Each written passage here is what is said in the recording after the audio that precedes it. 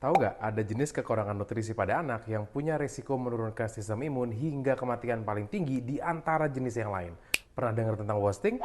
Wasting itu beda ya sama stunting. Kalau stunting kita ngomongin tinggi, kalau wasting ini kita ngomongin berat badan. Bingung? Kita bahas. Jadi wasting ini adalah kondisi anak yang berat badannya menurun hingga di bawah standar kurva berat badan berdasarkan tinggi badan. Ingat ya, bukan berdasarkan umur, tapi berdasarkan tinggi badan. Cara ngelihatnya gimana? Ya pakai kurva pertumbuhan anak yang berat berdasarkan tinggi. Di buku KIA ada kok. Gak kayak stunting yang prosesnya kronis sampai kejadian, wasting ini bisa aja kejadian dalam waktu yang lebih singkat. Misalnya anaknya sakit, diare, muntah, bisa juga karena asupan kalori yang jauh di bawah kebutuhan nutrisi anak. Kita bisa cegah wasting dengan metode ABC. A. Asupan yang cukup. Berikan asupan nutrisi sesuai kebutuhan kalori harian anak. Ingat, utamakan protein hewani seperti daging, ayam, ikan, dan lain-lain. B. Berikan makanan yang berkualitas dan terjaga kebersihannya agar nutrisinya lengkap. Jika diperlukan, kita bisa berikan suplementasi vitamin tambahan.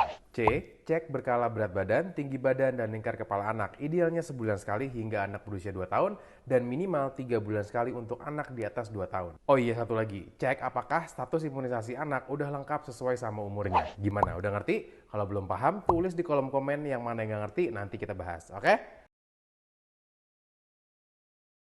Kalau di video sebelumnya kita udah bahas apa itu wasting, sekarang kita bakal bahas apa aja sih dampak wasting. Jadi apabila wasting itu terjadi pada anak, maka dapat berdampak kepada beberapa hal. Yang pertama, sistem imun tubuh yang rendah. Yang kedua, gangguan perkembangan fisik. Tahu nggak sih, anak yang wasting itu mempunyai risiko 3 kali lipat untuk menjadi stunting bila tidak tertangani. Yang ketiga, gangguan perkembangan otak yang akan mempengaruhi kemampuan belajar. Yang keempat, risiko menderita penyakit non-infeksi di kemudian hari, seperti penyakit jantung dan juga diabetes. Dan yang terakhir adalah meningkatkan risiko kematian, terutama pada gizi buruk yang ternyata berisiko 12 kali lipat mengakibatkan kematian pada anak. Banyak sekali kan dampak wasting bagi anak kita. Udah pasti deh, nggak ada orang tua yang nggak khawatir terhadap wasting.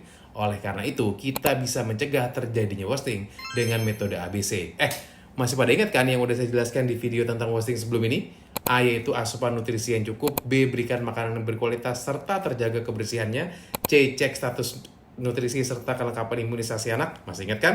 Nah, kita juga bisa mendeteksi dini untuk mencegah wasting dengan metode Explore. Apa itu Explore? Yang pertama adalah Explore status gizi serta pertumbuhan, berat badan tinggi dan juga lingkar kepala anak berdasarkan kurva pertumbuhan. Yang kedua, Explore kebiasaan makannya. Apakah anak sudah mendapatkan nutrisi yang cukup pada makanan sehari-harinya, khususnya untuk asupan protein hewani seperti daging-dagingan, ayam, ikan, telur, dan lain-lain. Yang ketiga, Explore daya tahan tubuhnya. Apakah anak sering atau mudah sakit terutama terhadap penyakit-penyakit infeksi seperti diare, demam, serta batuk pilek, terutama apabila hingga mengganggu pertumbuhannya. Gimana? Udah cukup jelas? Kalau ada yang belum jelas, tulis di kolom komen bagian mana yang gak jelas, nanti kita bahas di video selanjutnya.